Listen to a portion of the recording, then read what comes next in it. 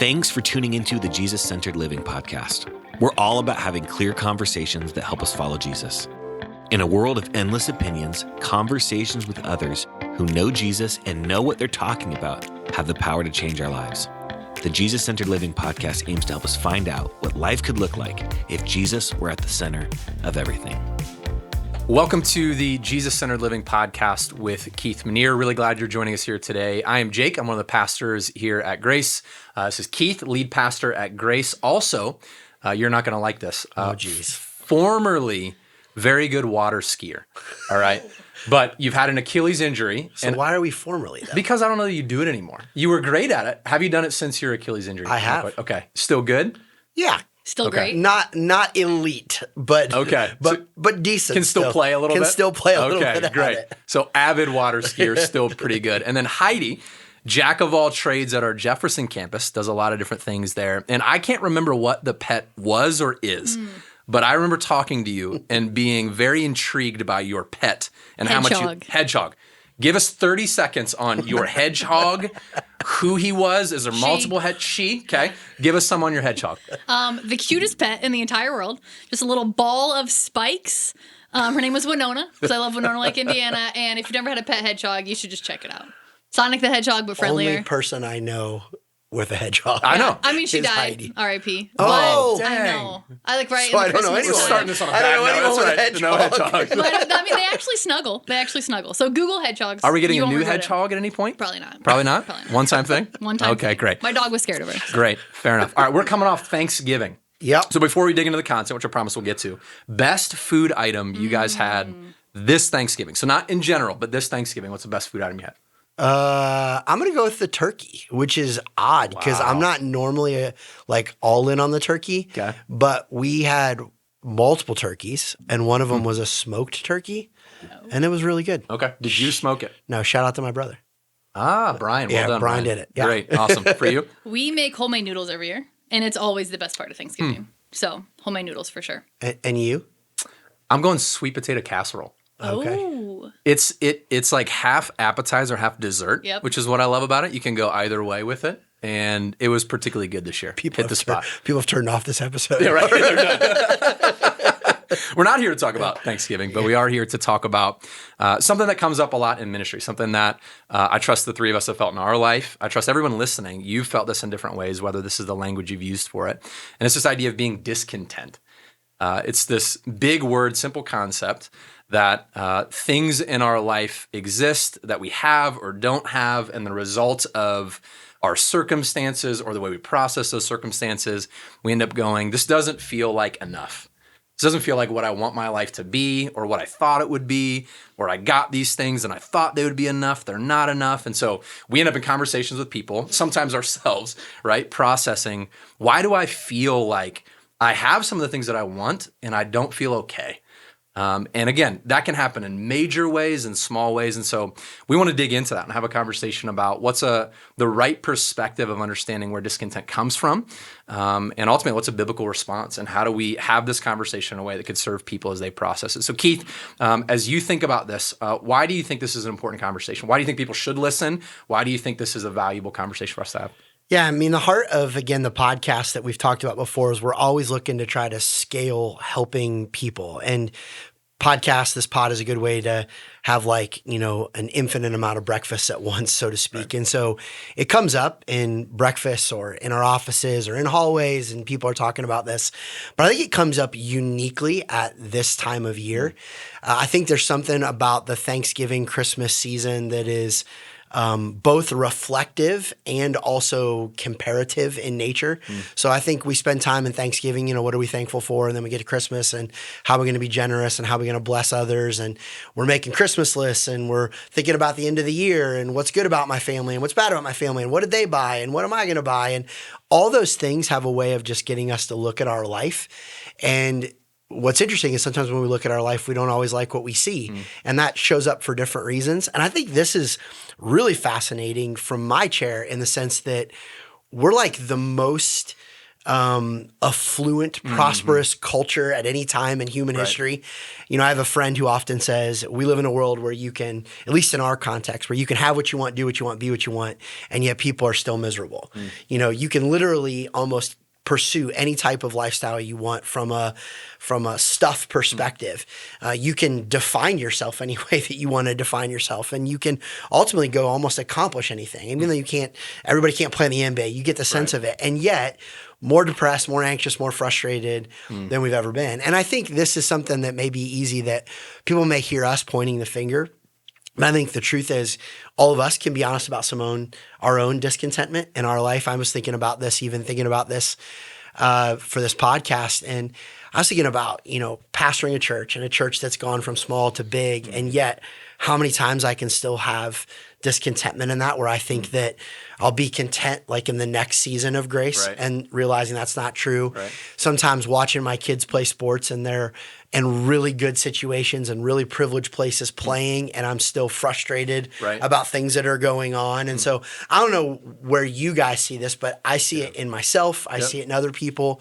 So maybe even before we start to get into it, like, do you guys see this manifesting itself in your own life? Do you see it in other people's lives? What's your reaction, just the topic of discontentment? Yeah, as I process it, this is less a specific example and more what I've understood to be true of being discontent. Is the challenge at times is it can be disorienting, because the times it showed up for me, it's like the times where I've gotten what I wanted. And then, I've heard, I forget what famous athlete said it, like, might have been Aaron Rodgers, like he won the Super Bowl and he's like, that's it. Like the next day, he's like, I thought it was going to do something for me that it didn't. And I think that's what makes it disorienting, is it comes at times where it's like, I feel like I should be happy. Like, I feel like this should have changed something in my soul, and I should be going, this is what life's about. And then I'm left going, there's a sense of lacking in whatever that is. So, which then almost creates guilt, which puts you on another cycle. And it's like, I have so many things I want. Then you're frustrated, which creates more of a, like, I'm lame about my life when I shouldn't be lame about my life. Right. So yeah, I've just noticed that. But Heidi, how have you seen discontent in your life? I would say similar. I feel excited about where I'm at in life. I look at social media, I look at my friends' lives. They look very different than mine. It's easy to compare. And I think once we start to compare, then something that I thought was a blessing, something I thought was great, is all of a sudden now a disappointment or a burden, all because of the lens of comparison. Yeah, that's good. Yeah, I've noticed, Heidi, in the same vein, weirdly, other people's successes in life and the things that I care about can start to make me feel like a failure or less content with what I have. So even though the things I have, I'm like good with, and then I see somebody else in my life who has more or different or a version of that I think I would want. Or even a little bit more. Yeah, a little bit different. And then I'm like, oh, I don't have that. And it's like, now I'm mad that they're successful in whatever that is. And so I've seen that in different ways, whether it's pastoring or a certain season where it's like, we had this win at our campus, and then another campus had that win. I'm like, I wish I had that one, And then all of a sudden I feel less good about what I have going on. So there's sometimes an internal, but sometimes an external reality that causes discontent in my life. And I think this conversation, it matters. And some of us are more willing to be honest that it matters.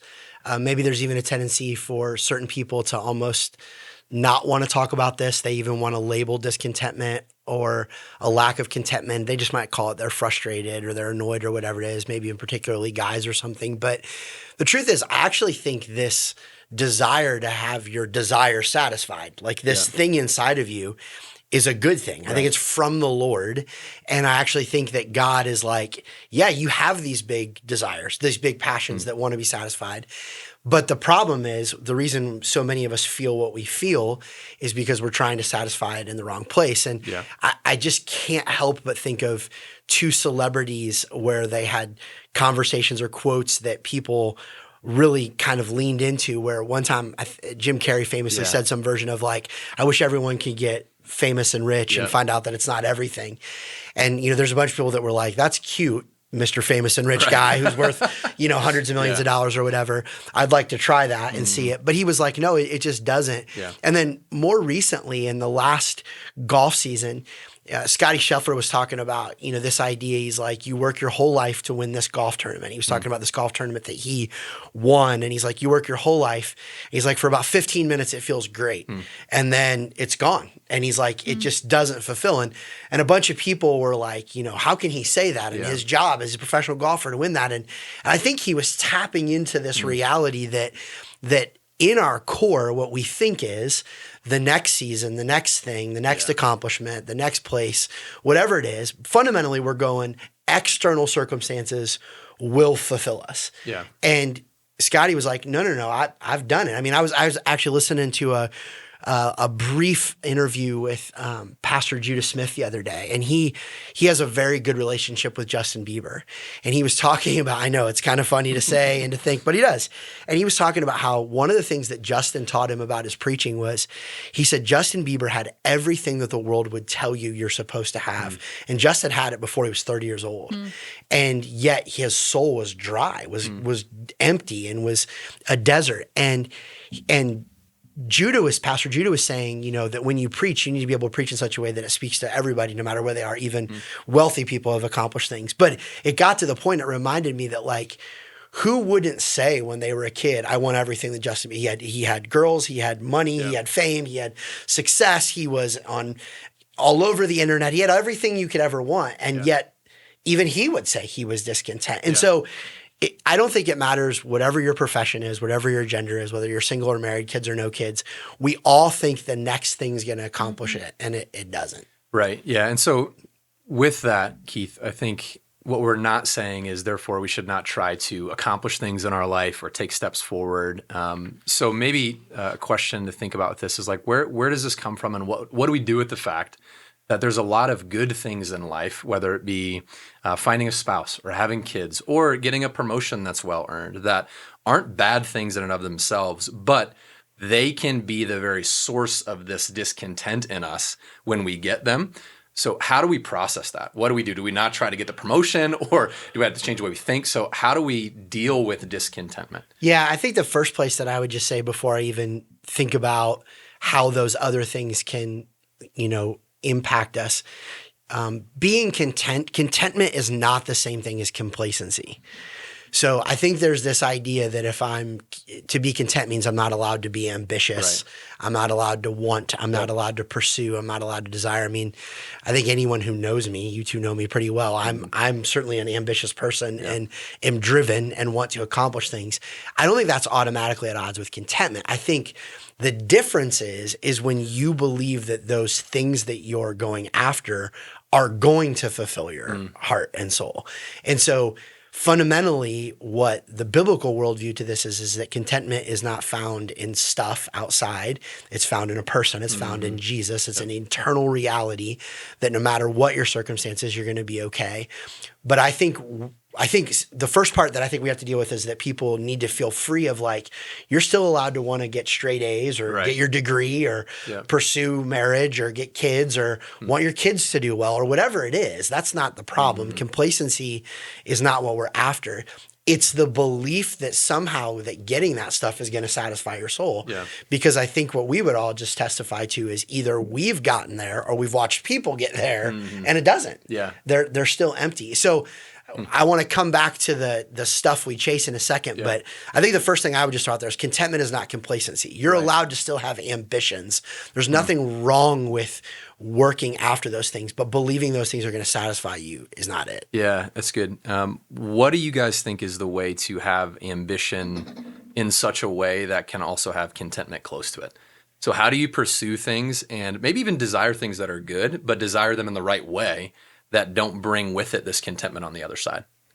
I mean, I think that takes practice. I think that takes practice in finding our identity in the Lord. Because I think once my identity goes in this thing that I want, this new house, this promotion, this new job, my friend group, finding a spouse, once my identity goes into that, then that becomes like an idol. That becomes something I'm chasing all the time. I need to practice. Okay, this thing could be good for me. This thing could bring joy to my life. This thing could, make me pursue Jesus more. But the first and foremost thing I have to pursue is the Lord. And when I start pursuing these things more than the Lord, like, that's a trigger for me. That's a warning sign for me that I'm getting some things out of place. Yeah. Yeah. And the issue is when good things become ultimate things. Right. When we move to a place of, in the worst sense, idolatry, but in the secondary sense, even that these things are going to be the things that will fulfill the desires of my heart. And again, desire is not a bad thing. Yep. Desires are from the Lord, and there can be really good desires.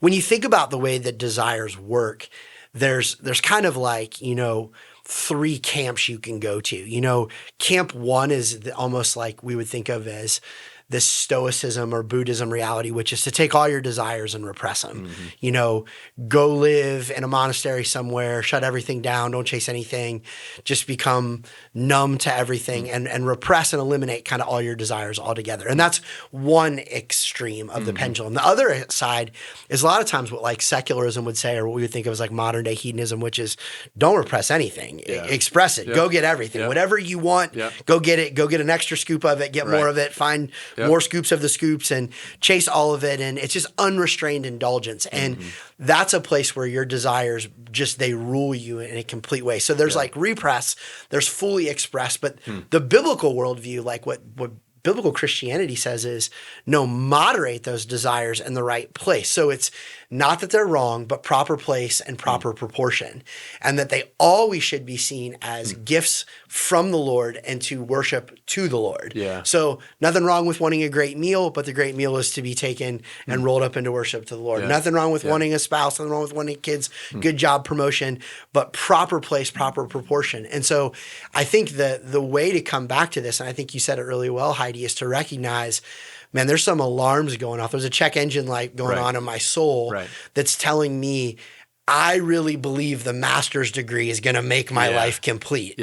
It's not. Right. Yeah. And as you were talking, Keith, I think one of the check engine lights that we should have is our self-talk about what that thing is, right? So when you start to talk about identity, Heidi, how do you recognize when you are making that a part of your identity? I think it's some of how we talk to ourselves about that. You know, it's the, if I get this, then I'll be satisfied. Or once I have that, or when I have that, then I will not have this yearning in me that I have right now to be satisfied, or whatever that is. And so I think if you're listening to this going, how do I even process if I'm viewing that thing that way? It's how are you thinking about it? Are you expecting that thing to solve something deep in your soul that it was never designed to solve?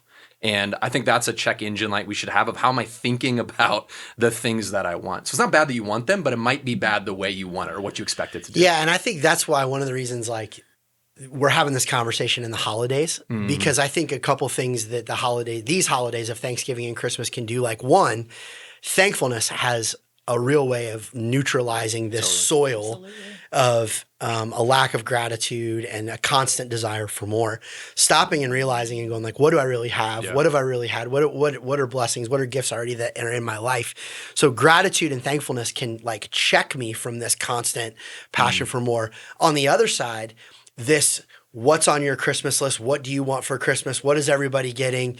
Oh, look, a Mercedes with a bow on it commercial, you know, is constantly telling me what I don't have, what I need. And so I think part of it is you're talking about like, we've got to see that desire that way. We've got to actually name it. We've got to actually say out loud, like, I believe if I get that, whatever that is, and I'm going to put words to that, that my life is somehow going to be satisfied. Right. And I don't even want to paint the picture that your life won't be quote unquote better. It might be in the sense of it might bring a new kind of joy, but it's not going to fulfill you. It's not going to satisfy you.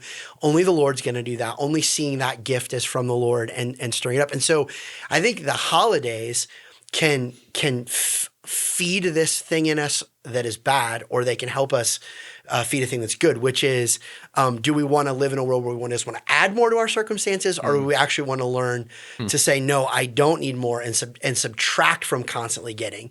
And so part of the problem is we live in a culture, and the holidays are constantly telling us more.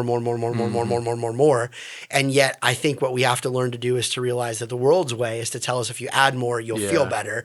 And yet that's not true. In fact, when I grew up in a time period where there was this show on what was like one of the two big music channels called VH1.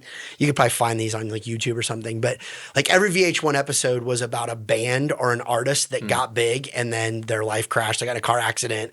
People went to rehab and it ended bad. But like the theme of the show was always the same. Like they thought if they got all that, great. Yeah. And like, but that's what the world just keeps telling you. And it's even what it's going to tell us with the holidays. And it's what my kids believe, right? Like if they give us their list and they get their list, then everything will be better. And what I know is in 6 days or 6 weeks, they won't even play with the stuff or care about the stuff that we got them. A new version will come out. And so I think that the holidays are like force us to wrestle with what are our desires? What are we naming? And how do we make sure that the soil of our soul is fertile with gratitude, not entitlement, and that it's also fertile with like not buying in. I don't know another way to say it than the lie of the culture, which is just like more stuff equals a better life or a more fulfilled life or a satisfied life. Yeah. And you know, I know that some people hear this and they're like, that must be easy for you guys to say from a place of privilege where you currently can pay your bills or whatever it is. I'm not suggesting that finances and stuff doesn't sometimes make your life easier. Right. What we are stating is there's a difference between easier and satisfied, easier and completely fulfilled. And we're just saying it won't work. Yeah. And there's like millennia of history telling us this. Yeah. And yet the commercials and the ads are going to tell us over the next handful of weeks, that's not true. Go get more stuff and you'll be better. So wrestling with the formula in your soul and be like, you know, you can always add more to your circumstances and never reach satisfaction, but you can actually learn to subtract from your desires and reach contentment with what you have. That's good.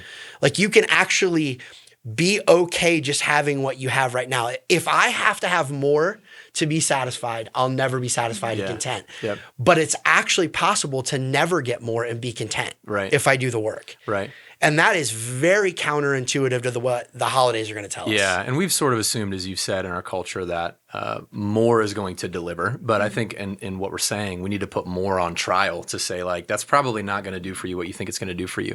We did a sermon series called Words That Will Change Your Life. I want to say it was 2023, beginning of the year. Might be getting that wrong. But there was a message on the power of the word enough. And so I hear in what you're saying, Keith, there's a subtraction element to this. So there's a less reality that we should consider, which we'll probably come back to. There's also the ability to say, what I have right now is enough for me. And even biblically how that's played out, where so much of contentment is found in going, this is enough. Like I trust God with where I'm at. And even if I'm in a place where I'm struggling in different ways, I need to learn what it looks like to trust the Lord and say, I have enough. I want to, for a second, unpack a little bit of what I think we've already said, but give it in a more practical way. There's this thing called the discontent cycle. And there's 6 pieces to it that I want to lay out there. And then I'd love for you guys to just pop in on any part of this that you think is worth commenting on, or maybe the way you've seen this in your life in a different way. But the first step is often you chase it. Right? So whatever the thing is that is in front of you, you chase it, you go after it. You catch it, right? So this is the athlete, winning the Masters or winning the Super Bowl, or it is in your job. You're going, I did the thing that I've been planning and preparing and going after for 6 months. But the third step is it doesn't satisfy. Not it doesn't help, right? Maybe it helped. Maybe it got you more money. Maybe it got you a trophy on your wall, so to speak. But it doesn't satisfy, right? And then 4, this can happen, you chase harder. Right? So you go, well, I just probably didn't win enough tournaments, or I didn't get enough promotions or have enough success. So you chase harder. Then 5, you catch more, right? So you get more of those things. Then it satisfies less. So like the power of diminishing return and what that is. And so this is the cycle that can play out for all of us. And again, we've seen this in our life. We've seen this in ministry, and it's dangerous. So thoughts on any aspect of that, or like how have you seen this play out in others or yourself where you've seen people caught in this hamster wheel? I would say for me, something that brings discontent in my life is I tend to be like a people pleaser sometimes. And so the approval of people or the applause of people or the affections of people like really make me feel good. And so I can find myself chasing that and feeling good for a second. And I'm like, oh, this is great. Everyone loves me. Everyone's proud of me. But then the next day, no one's thinking about it anymore. I'm not getting the likes on Instagram. And so then it's like, oh, I need to do this. I need to do something again to get that again. Oh, but now it's a little bit less satisfying. What can I do in this moment to make someone proud of me, to get a compliment, to get whatever? And then the more I chase it, the more I need to be satisfied in that moment. And so then it's just like a never ending cycle of letting this idol be in my heart that I'm trying to feed and I can't actually feed. That's good. Yeah, I think there's a handful of things as you're going through that. I mean, I think part of the problem is I mentioned earlier that I think the desire in us to be satisfied is actually from God. There's a passage in the book of Ecclesiastes that says eternity has been set in the hearts of man. And so like I think there's a reason we all long for meaning and substance and satisfaction, and we're often looking for eternal fulfillment in temporal things, right? So like desire is infinite, but the truth is acquisition is very finite. Whether it's people pleasing and the approval of man or stuff, you're never going to get enough of a finite stuff to solve an infinite gap. And so the desire is infinite, but the acquisition process is actually finite, which is part of the problem of even why you got your seat on the executive team. Now what? Right. And then you realize that didn't even work. It's even worse than that though, because like there's a thing called the hedonism paradox, which is like the more you get of that, the more you have to actually be satisfied by it, because it's like sugar. Yeah. All you do is the more sugar you have to have to get the fix that you have to have. Chemically speaking. It's sugar. And so the problem is it's like, okay, now I got that seat. Well, now I need more of that seat and I need more of that new seat that I got. So there's actually never a way to solve that externally because you're chasing the wind. It's a vapor of the more, the person that's like, well, sex will fulfill. The more sex they get, the more sex they must have to get it. And the more unique sex they must have, the more money they have, the more money they must have to be able to be satisfied in that. So you're going to chase it and you're going to get the money or you're going to get the sex or you get the promotion, get the approval. And then it's like, yeah, that didn't work. So I need more money, more sex, more approval to get that. And you're going to keep going. I heard it said that like, so much of life is this constant cycle of you get stuck and frustrated. So you cry out. And that's like the first part of the cycle of you cry out and then you get an exodus. And whether that exodus is you get what you want or God shows up or whatever you do. But oftentimes for those of us that are followers of Christ, we're stuck, we cry out, God helps. And then what happens is instead of continuing to lean into God and let him fulfill, we go into self-reliance mode. We're like, okay, thank you, God. I'll take it from here. Yeah. So appreciate you fulfilling me there, but now I'll do it. Yeah. And then you just get back and stuck and frustrated. Yeah. And so then you cry out again, God exodus again, and then you go self-reliant again, and you're stuck and cry and frustrated again. And so I think the formula you laid out is real, and it speaks to the fact that, C.S. Lewis basically said, like, if the desires of this world aren't satisfying you, maybe it's because you were created for another world. Right. And I think that's, over and over, I don't think it's anyone who's going to be surprised listening to a podcast from three Christians from a church. We're going to say the answer is Christ. Like you can, and we're not saying that tritely. We're not saying that cliched. Yeah. We're actually sort of underneath the table going, we're begging you to believe that's the answer. Yeah. Because it is. Yeah. And I say this humbly, but like I've been by God's grace able to accomplish some things in my life. Like by all practical measures, like I've gone some places in my life and done some things. And I can just tell you that like you get to the thing and the satisfaction is so fleeting outside of the Lord. Right. And it's interesting because I find this irony of like even people outside of it want to tell me how that thing I just did was supposed to fulfill me. And they like try to talk me into it. And I'm like, no, it's not. Yeah. Like you're trying again to ask an infinite gap to be filled by a finite solution. And so and we see this, like we know this biblically to be true. Like, the Israelites, they cried, get us out of here, get us out of here, get us out of here. We don't want to be in Egypt anymore. And building bricks in slavery, like the worst of the worst. Yeah. And then they get out and they're like, oh my gosh, maybe it was better back there. At least they had leeks of all foods, And so there's this weird, like, wait a minute, you cried out, you got out, and you realize that freedom didn't solve it because they didn't even connect it back to the Lord and the freedom of the Lord. Or I think the clearest example of this is the Apostle Paul in that passage where in Philippians 4, people put it like on their on the bottom of their shoes so they can run a marathon or whatever. Right. But, Paul in Philippians 4 and in these verses, he's talking about this. He says, I rejoice greatly in the Lord that you had renewed your concern for me. Indeed, you were concerned, but you had no opportunity to show it. So he's telling the people in Philippi, like, I know you guys cared and you wanted to show it, but you didn't have a chance to show it. He's like, I'm not saying this because I'm in need. And then he says this like profound set of sentences. He's like, for I've learned to be, here's our word, content. And then the real kind of idea, whatever the circumstances. So Paul's like, I found that it's actually not external, it's internal. It's something that goes on. He says, I know what it's like to be in need. I know what it's like to have plenty. So Paul's like, I've had the bank account filled. I've been on my last buck and not sure. I've learned, he's like, I've been hungry and I've learned, I've had plenty. The fridge has been filled and it hasn't. And he said, I've learned the secret of being content in any and every situation. I can do all this through him who gives me strength. He's like, Christ is the answer to this. And so here's Paul, a guy who, prison or not prison. I mean, I think this is the mystery of the guy. I mean, what do you do with a guy where he's like, okay, put me in prison. Fine. I'll lead the jailers to Christ.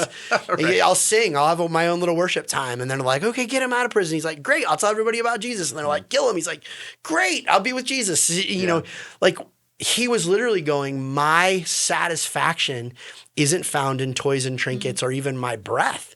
It's found in the person of the Lord. Like that's a person who's almost insufferably content and joyful. There's nothing you can do with them. Yeah. And it feels, I think, sometimes challenging to hear something like that from Paul, because I'm guessing we've felt this, and we've certainly seen people in our church feel this, where they're like, I would love to have that type of contentment in my life. Like, or even people who are a little skeptical right now going, does Jesus really provide the answer and solution to what I actually need? Because I do need to pay the bills. And I do have this desire for like a certain type of life. And so if somebody was skeptical of Jesus being truly the solution for the discontent in their life, or they're like, dude, I've been at church for like a year and I've like listened to the sermons and I try to like sing the songs in church. I've read some things, but it's not doing it for me. I still feel the same lacking. Like, what would you say to somebody who's skeptical that Jesus is the solution and is ultimately the place where contentment comes from? You want to start, Heidi? Yeah, I mean, I would say, first of all, give it a shot. Like, go all in with Jesus and try to put your contentment in Jesus and start there. But I would also say that, 1 Thessalonians 5, people are always searching, what's God's will for my life? What's God's will for my life? 1 Thessalonians 5:16 says, rejoice always, pray continually, give thanks in all circumstances. Like, God lays this out clearly for us. And I know in my life personally, if I'm rejoicing always in all the things, if I'm actually praying on a regular basis and I'm giving thanks for all the circumstances in my life, that's going to naturally just fight against discontentment. It's going to be really hard for me to be discontent if I'm doing these things every single day. Yeah. And so I think take some of this practical stuff and actually try it, talk about it. I think another issue is, even in the cycle, is sometimes we're embarrassed to like admit we're discontent, or we feel silly for being discontent. And so I'm not going to tell my grace group about it. I'm not going to tell my family about it. I'm not going to tell my friends about it. I'm going to have this battle going on inside that no one knows about. And then I wonder why it keeps getting the best of me, And so I would say, tell people, ask for help. If I am struggling with finances or health, or why don't I reach out to someone who's good at that? And maybe they can come alongside of me and help me in a way that gives God glory. Yeah, that's good. I think being honest with yourself is incredibly important. And then with others, as you said, I thought about it as we were preparing for this, like, it's really hard for gratitude and discontentment to like be in the car together on a trip, right? Someone's getting kicked out. Exactly. Someone's going to go. Yeah. And so, and then I think your point is so good, Heidi, of give it a shot. And by to be just extremely clear, we mean Jesus Christ. Yep. Not church per se. Now, church is an avenue by which you engage Jesus. But I think the challenge sometimes is people go, I've been trying it. And what it means for them is just generally being around the things of God and going to church and going, I'll try to be a little bit better this week, which is different than going, I have eternity set in my soul. I have a problem in my life that if you're around church in the Bible, sin is ultimately what's underneath that.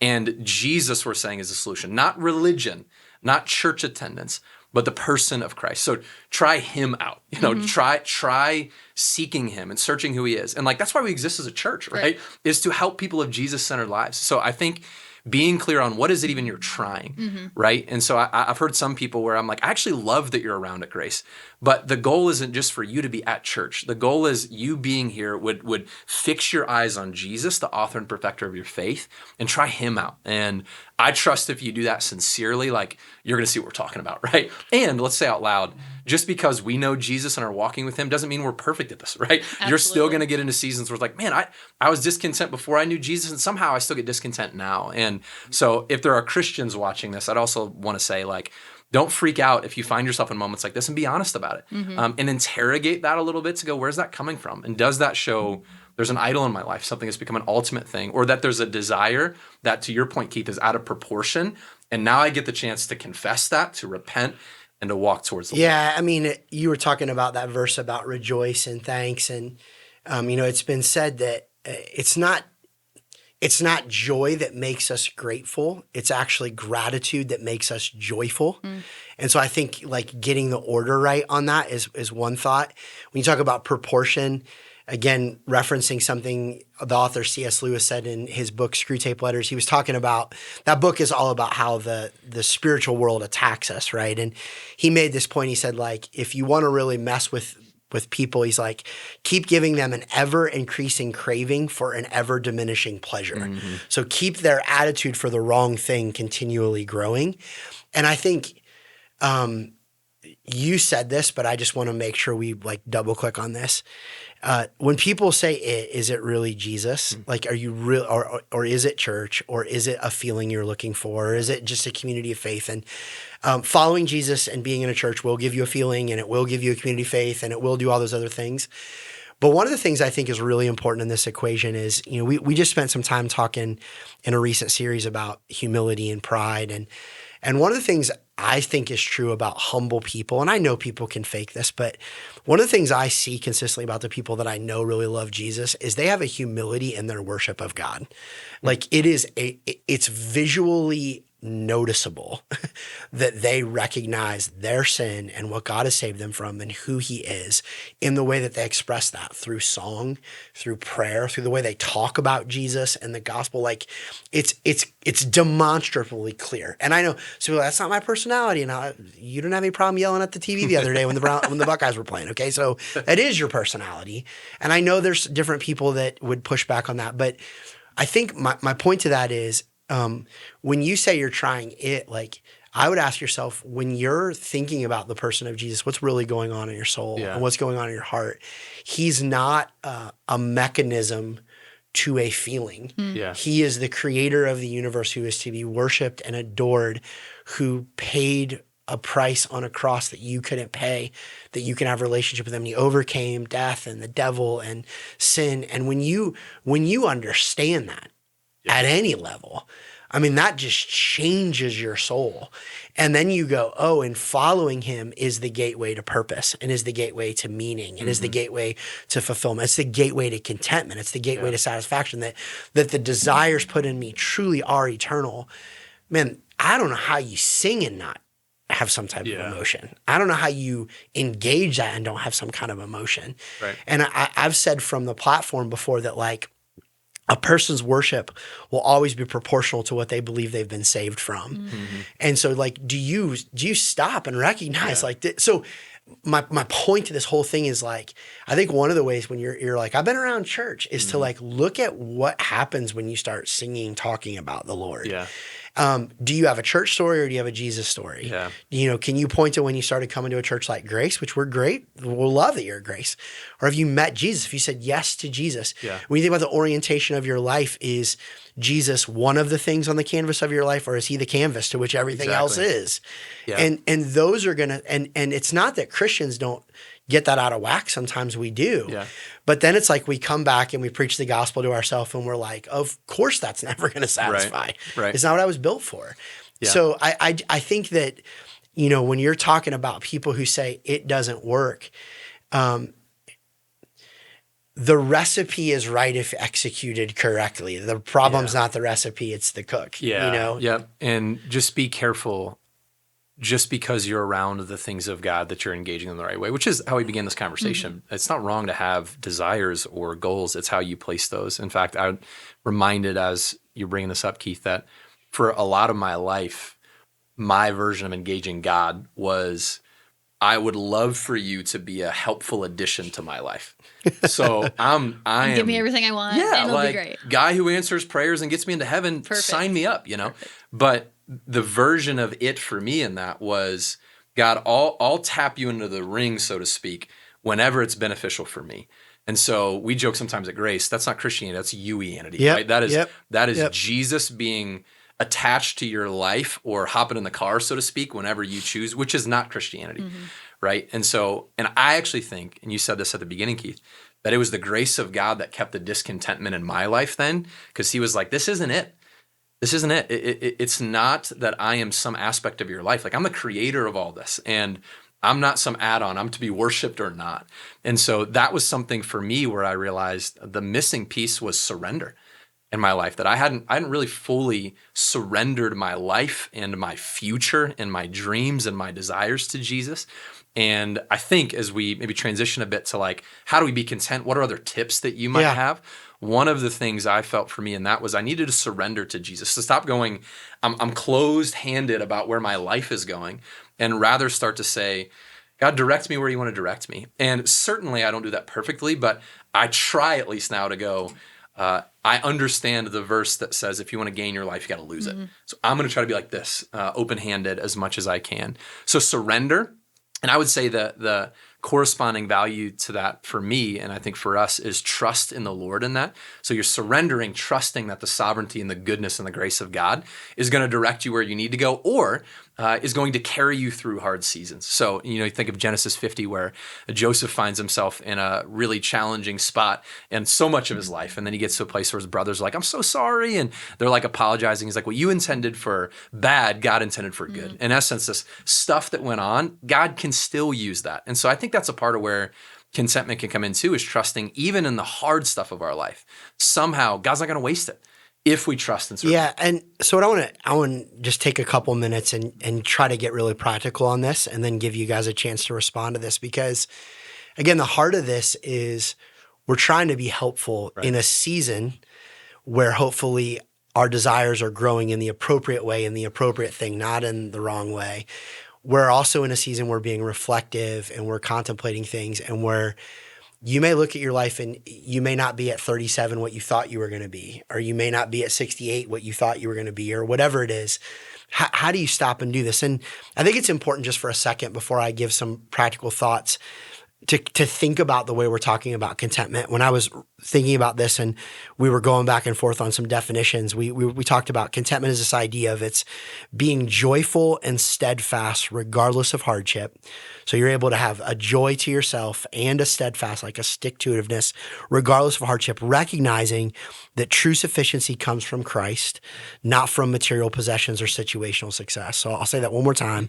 It's being joyful and steadfast regardless of hardship, recognizing that true sufficiency comes from Christ, not from material possessions or situational success. And the holidays are going to highlight material possessions and situations. Right. They're going to bring that to the surface. And so we want to say hardship's hardship, but you can have joy in hardship in Jesus. And so I'm going to give a quick list of some things and then let you guys react to these.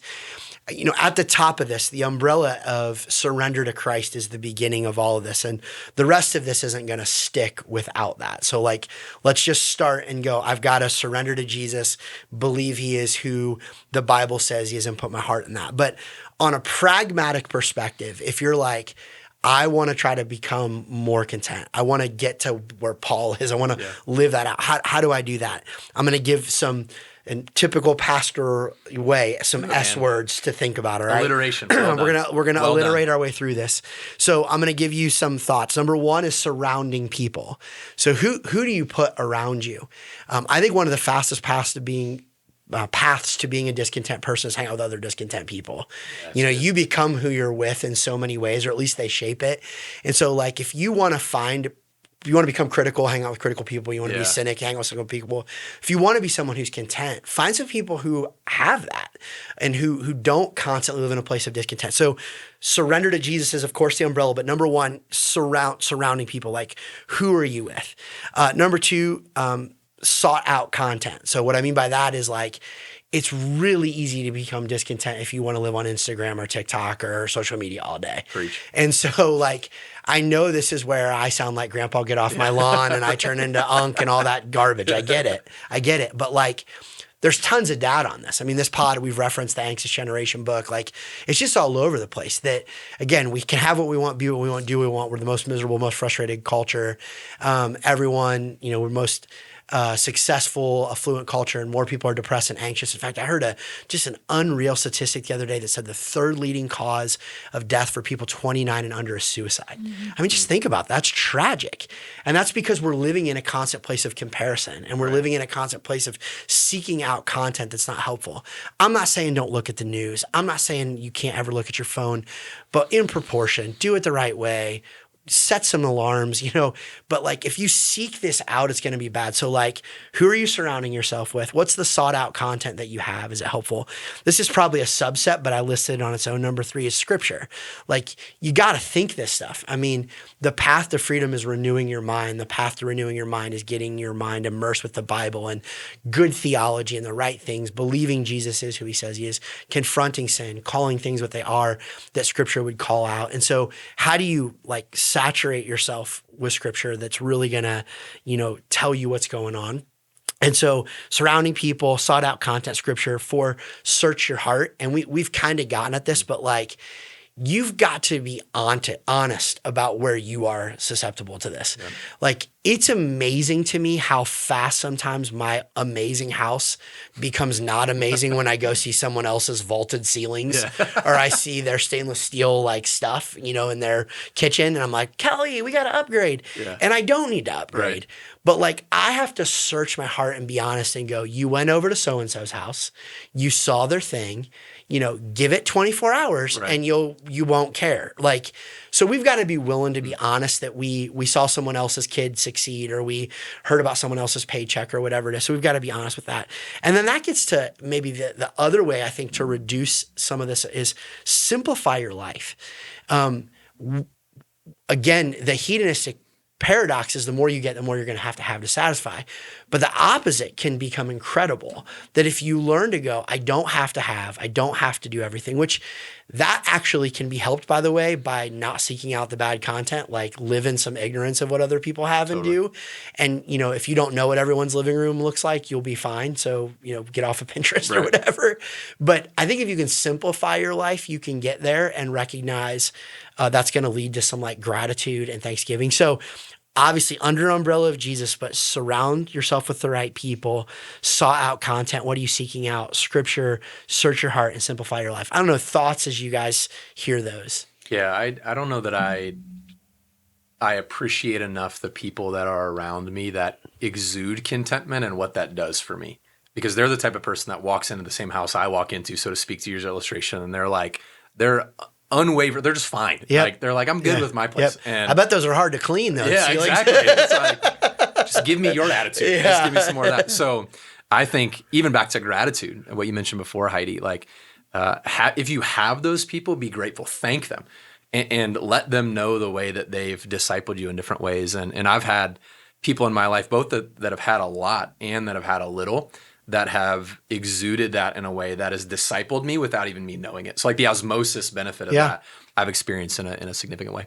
I think it's important to call out, as Paul is talking, he said that he learned to be content. Yeah. And so I think it's a good reminder that we can give ourselves a little bit of grace if we're not experts on being content right away, but there are things that we have to learn and we have to put into practice. And learning often means I'm going to do really well and then I'm going to do bad. Someone's going to pick me up, help me along the way. I think another huge thing, and you kind of said this, and you said this a ton before, but think about what you think about. Yeah. If I'm constantly thinking about, man, I wish I had this, or their house looks like this, or their family looks like this, and that's all I'm thinking about, of course that's going to be an obsession in my life. But if I'm thinking about, man, I have a list of things that God has really, really blessed me with, why would my focus not turn there? I heard this quote one time a while ago. I can't remember who said it, but it was like, if someone's grass is always greener than yours, if the grass is always greener on the other side, start watering your own grass. Yeah. And so if I am so distracted by what my neighbor has and not what God has blessed me with and growing and cultivating and being excited about that, that would make a huge difference if I just started watering my own grass and looking at what God gave me. I think that always makes a difference. Yeah, that's good. I'm reminded you talk about living simply, Keith, in 1 Thessalonians. It says, aspire to live quietly and to mind your own affairs and to work with your own hands as we instructed you so that you may walk properly before outsiders and be dependent on no one. I don't know that that's the American dream in the way we'd process it. Yeah. To live quietly and just do the things that are in front of you. And so some of, I think, our discontent we create for ourselves by having the wrong view of what the best version of our life would be, and this gets back to interrogating more and what that is. But that verse would tell you and I, a quiet life is a good thing. A simple life is a good thing. And it begs the question, are we trying to live simply? Or does every time we see something that we don't have, we go, I want that? And I think something to consider in this that I've been processing as I think about contentment is navigating impulsive sort of reactive thoughts I have in those moments. So, you mentioned the going to the house and seeing the ceilings or whatever it is. And we can have these instant reactions of like, I want that.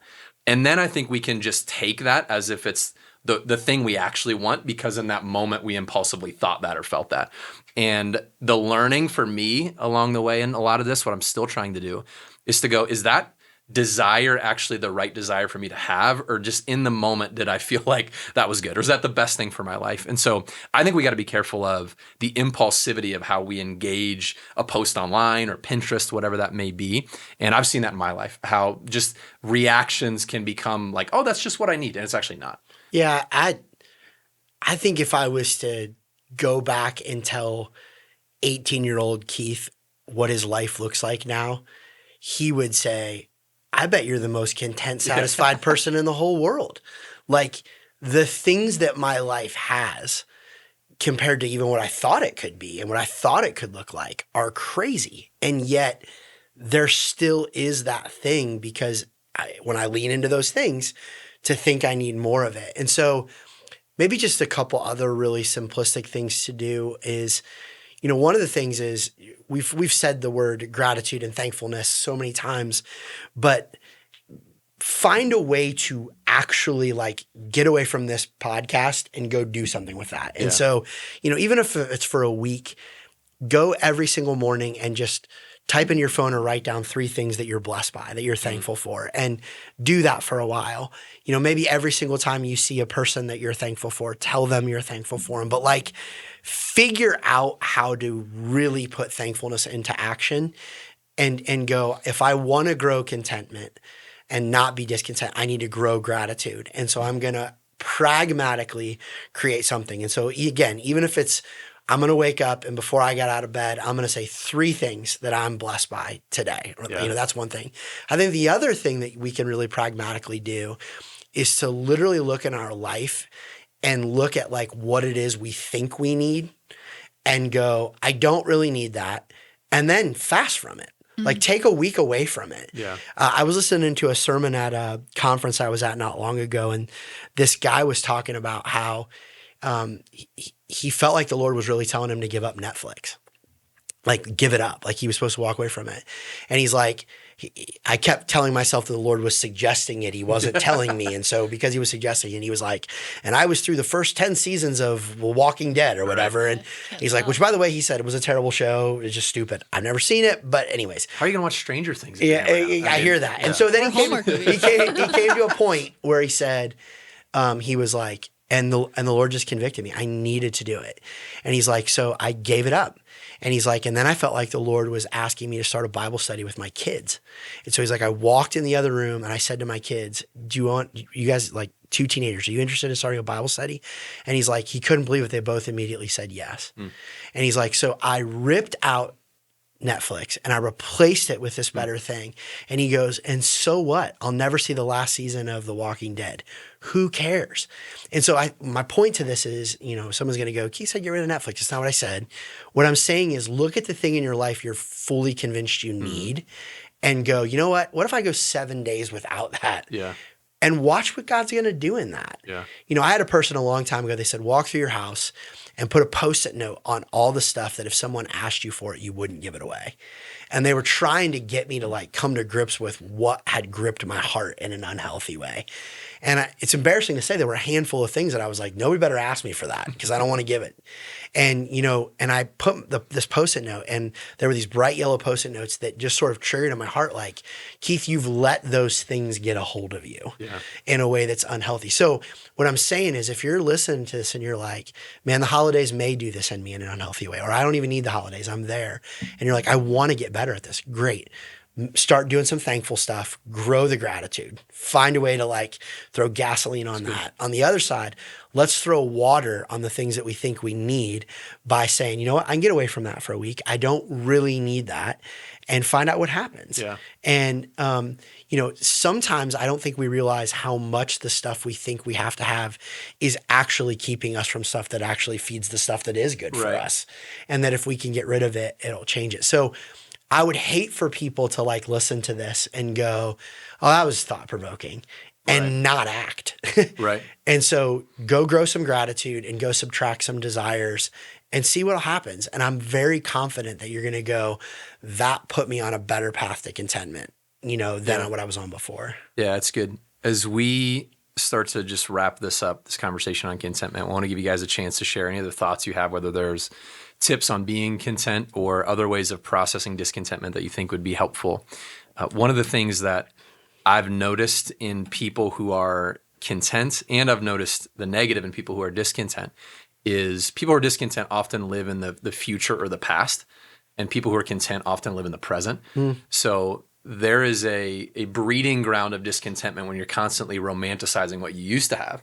Even if, and this can happen in the holidays, like this is really challenging, I know, for people who've lost a loved one, especially around the holidays. Like a part of what can be really challenging about right now is the loss of someone, and the holidays can bring that up. And so I don't want to minimize that at all, but the more you sort of live there, that can create just a challenge in the present moment. So how do you, even with grief or something like that, navigate that as presently as you can while acknowledging what you used to have? But I say this, in wedding ceremonies all the time. I say, don't romanticize the I remember when, because there's going to come a time in your marriage you're like, I remember I didn't have to just navigate these conversations with my spouse all the time, or I used to be able to spend money however I wanted. Like, don't romanticize that. Like, what you're stepping into is better than what was then. But the discontent person often looks back and goes, man, I wish I was back there. Or once I get there in my life, which we've talked a lot about, then I'll be good. So I think there's a present mindedness, if that's a word, that I think can be a breeding ground for contentment that I think is valuable for us to consider. But other things you guys would just want to put on the table as we start to wrap up the conversation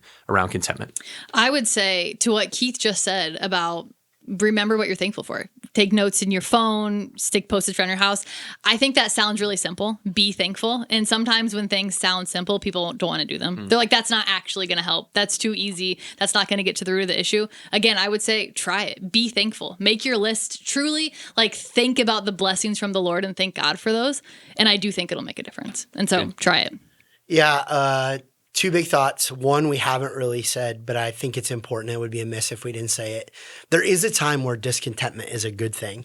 And I think the time where that's a good thing is when we're discontented about the things that the Lord would be discontented about. So we should have a lack of contentment when we have sin in our life. We should have a lack of contentment when we're not on mission. We should have a lack of contentment when we see things that are wrong. So there's like what's called a holy discontent, that we're not saying that's bad. We're actually saying that's a good thing. And we actually would say that will fuel the right kind of contentment, which is the things of the Lord.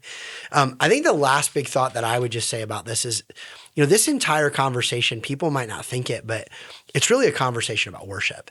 It's really a conversation about what has first priority in your life to rule and reign your emotions. And, I think that there's this sense that people aren't honest. We don't use the word idolatry much in our culture. We don't want to call things idols. But the truth is we all have a lot of idols, and we all want to replace things, or we replace God on his throne with stuff.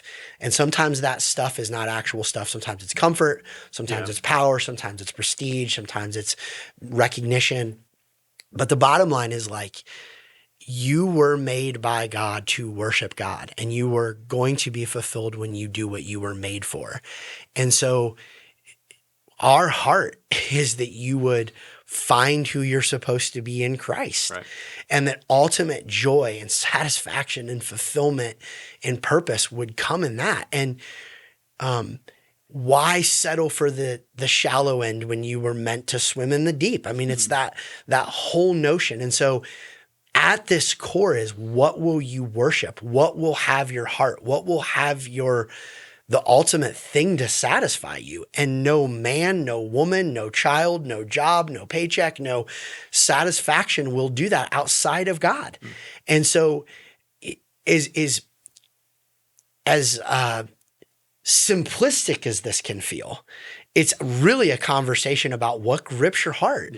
What do you worship and love, and what do you believe will satisfy your soul? And I think the thing that is hard for us when we do this, but that we see in our job so often, is we see people who we're telling them the answer is Jesus, and they sort of nod, and then they go chase 100 other things. And what bothers us more than anything is not that we're like angry with them. We're sad. Like it's from a place of going like, man, do you know how good the Lord is? My friend, when I was getting ready to go into ministry, he said, Keith, I need to tell you something about ministry. And he like made this little image of like a person on a cliff. And he's like, we often think ministry is stopping people from falling off the cliff. And that's what ministry is. He said, no, ministry is really telling people not to walk off the cliff. They walk off the cliff, it's going to the bottom, picking them up, taking them to the back of the top of the cliff and knowing they're going to do it again. And I think in some ways this pod is like going, I don't want you to walk off the cliff again. Yeah. And we'll be there if you do. Yeah. Right. And we'll love you and we'll come back and the Lord will love you. But man, it hurts. And so this is us just saying like, we get it. We go through these cycles where we all get stuck because we're dumb and we become self-reliant and we chase stuff that's not going to work. But man, for those moments and those seasons where we get our worship right and we get him right and we lean into him, it's the greatest seasons of our contentment we can have. And we feel and sense something. And like my heart would just be, that's what you get. That's what we want for you. Yeah. And so this is so much more than like, hey, just drive a cheaper car and don't go buy crap at Christmas. Right. This is like, no, you were designed to worship your creator and be fulfilled by him. That's what we want. Yeah, it's good. And to echo what you said earlier, Heidi, it's something we learn, it's something we have to practice, it's something we have to go after, which is why don't just let this be something you hear and listen to. Start to do some things. Give Jesus a try. If you're listening to this and you're like, I've only tried church or I've only tried the idea of God, like really lean into the person of Jesus. And uniquely so in this season around Christmas, it's a great time to look at the story that is Christianity, that's rooted in real history of God being born of a virgin and all that means. And so, yeah, I hope you put this into practice as you think about this. I'm reminded of a quote a pastor said about sin and repenting of it, that it's like taking out the trash, right? It's not something you do once, something you have to do over and over and over and over again. And so I think contentment is like that. Learning to be content, dealing with discontentment. You're not going to solve it by listening to this podcast and writing a note about gratitude one time, right? It's going to take a work and a discipline in your life to do it. So Keith, thank you so much for your thoughts, your insight. Heidi, thank you for the same. And our hope is this was helpful for you. And if it was helpful at all for you, you can help us by liking or sharing this, commenting, whatever that looks like. Our goal isn't to build a platform. It's just to help as many people as we can. And so we hope this was valuable for you as you navigate this holiday season, as you navigate contentment in your life. And our hope is you'll join us next episode for the Jesus Centered Living podcast. But thanks for being with us today. Thanks so much for joining us for today's episode. Our prayer is that what you heard draws you closer to Jesus and helps you take your next step towards living a Jesus-centered life. Be sure to follow or subscribe on Apple Podcasts, Spotify, or wherever you decide to listen so that you can stay connected and never miss a new episode. If today's message was encouraging to you or helpful, take a moment, share it with a friend or family member who might need the same encouragement today. Thanks again for listening, and we'll see you next time on the Jesus Centered Living podcast.